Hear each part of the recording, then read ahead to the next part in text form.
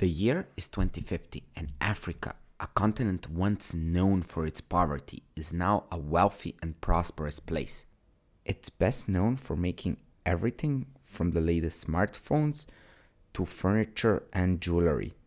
Every year, a number of Africans take home Nobel Prizes in various fields, from literature to chemistry. And it's not just the products. Kids all around the world watch African cartoons. Teenagers are obsessed with the latest hits coming out of Lagos or Cairo. And every year, there are many hit TV shows coming out of the continent that people can't stop talking about, from New York to Tokyo. Africa is arguably the most diverse continent on the planet. And yet, I talk about it here like it's a single country. It's obviously not. But there are things that I believe can be done that would improve the lives of pretty much everyone on the continent.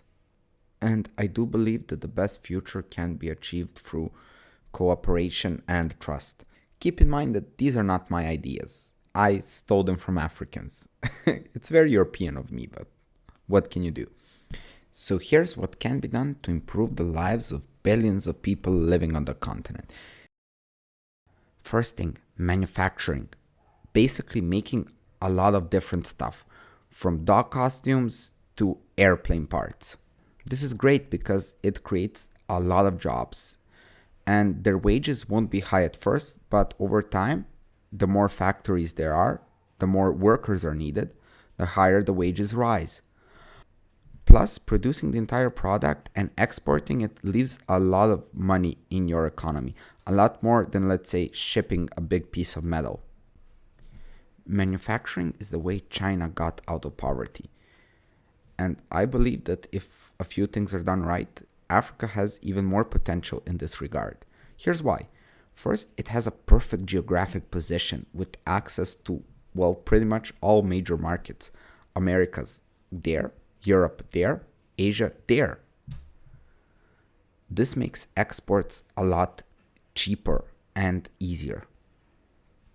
Secondly, it has a massive young workforce that is, for the most part, cheap.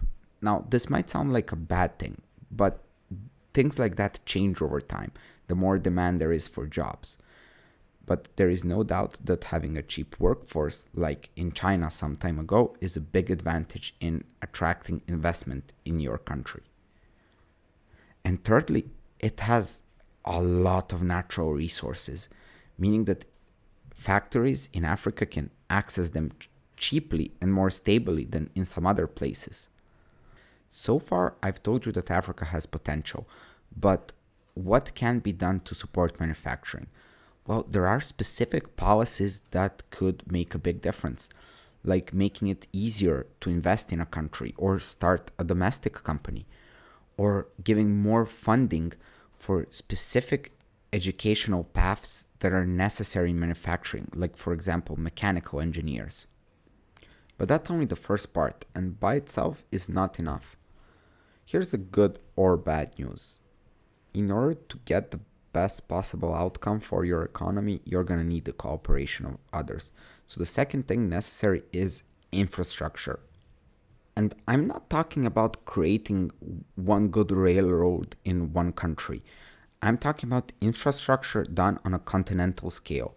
Railroads, highways, ports, connecting the entire continent. There are two reasons to do this. Well, there are many reasons, but two very big reasons. First, it will make it easier to export something from, well, any part of Africa to anywhere else on the planet. Put it on a train that goes to a port, and there you go. But the second reason is even more important. It will make Africa connected, which will make it easier for the continent to trade with itself. This will open up new opportunities, promote peace, and make the shipping of crucial goods, like, for example, food, a lot cheaper. And that is a major benefit for both businesses and, even more importantly, the everyday people. Building this massive infrastructure will take a lot of time and money, but definitely will be worth it, like we have seen in other places from China to Europe. This next step could be done a lot faster, but it's a lot more complicated, honestly speaking. See, having a highway is fantastic, but if a food truck has to wait days on a border check in, that's a problem. Africa has many borders, and quite often, getting through can be complicated and costly. This is why, in recent years, a lot has been done to lift trade restrictions and make it easier for goods to be shipped from one country to another. These actions are expected to lift tens of millions of people out of extreme poverty, and many are even more ambitious, hoping that one day the entire continent could follow Europe's Schengen area, having borders completely lifted, allowing for a free flow of people and goods. And who knows, I would say that it's possible and it would be amazing. Okay, so the next fourth thing is stability. The sort of stability I will be talking about is stability of food and energy. Now, this is crucial for the functioning of, well, the people and the economy. As Africa gets richer, it will require more food and definitely a lot more energy, which means that countries need to think of this ahead of time and fund big projects that will make agriculture more efficient and create new ways of power generation. Now, I'm talking about massive hydroelectric dams, solar power that has so much potential in Africa, wind generation, and so on. There are other options like coal and natural gas. Africa is definitely resource rich, but I don't think it's a good option. There are a couple of reasons for this. First, renewables have gotten really cheap, meaning that they have become quite cost effective and they're also self-sufficient, so you don't have to worry about the quantity of coal you have in your country. Second, more and more places are considering putting tariffs on things that are produced with the use of coal, gas, and so on. This might sound complicated, but here's how it works. You want to ship a car to Europe and sell it. They say, okay, what kind of energy have you used in the production?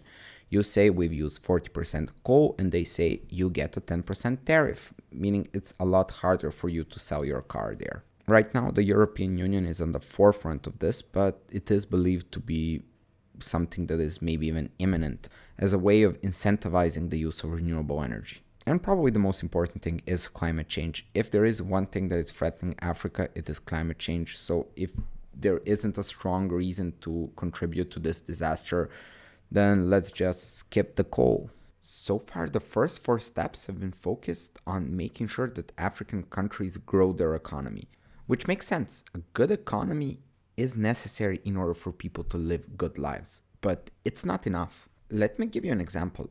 Look at South Africa. It is not a poor country by any metric. In fact, on paper, it's better than most of the world.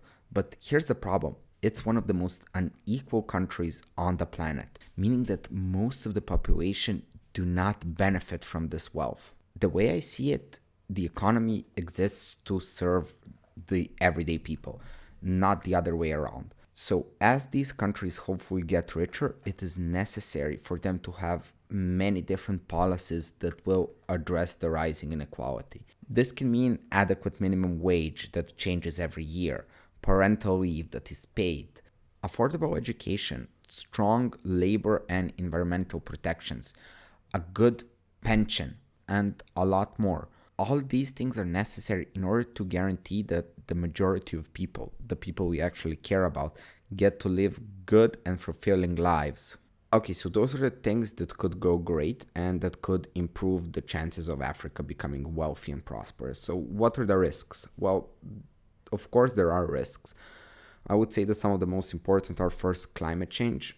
Africa will arguably be the continent hit the hardest, which will make every sort of production more difficult, especially agriculture. But there are ways to fight against it. I talk about that in my video about the Great Green Wall of Africa.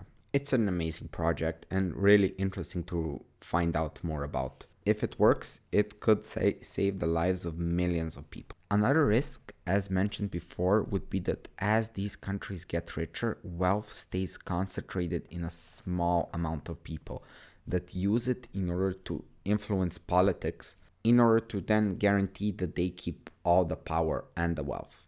But that's a challenge everywhere on the planet, and yet many countries have managed to become prosperous. So you know what? I'm quite optimistic. I think Africa could do really well. Thanks for spending 10 minutes listening to me ramble around what I hope will happen and how I hope the world will get better. Keep in mind that I could be wrong about certain things. I do my very best to research these things, but some topics are simply so complicated, so it's always a good idea to do your own research. I'm really happy to be making a video after such a long break, and this is something that I love doing, so I will do my very best to make new ones in the future. I hope to post one in the next 2 weeks, if that's not too optimistic, with everything else that I have to do in my life, sadly. So anyways, whoever you are, if you enjoyed the video, you can consider subscribing. It's a big support, and it always helps me feel better about the time and hours I've spent making these videos when I should probably be doing something productive with my life. Also, YouTube thinks you would like these 2 videos. I have no idea if YouTube's right, but feel free to check it out and find out for yourself. But most important of all, I hope you have an amazing day, whoever you are. I wish you all the best. Bye.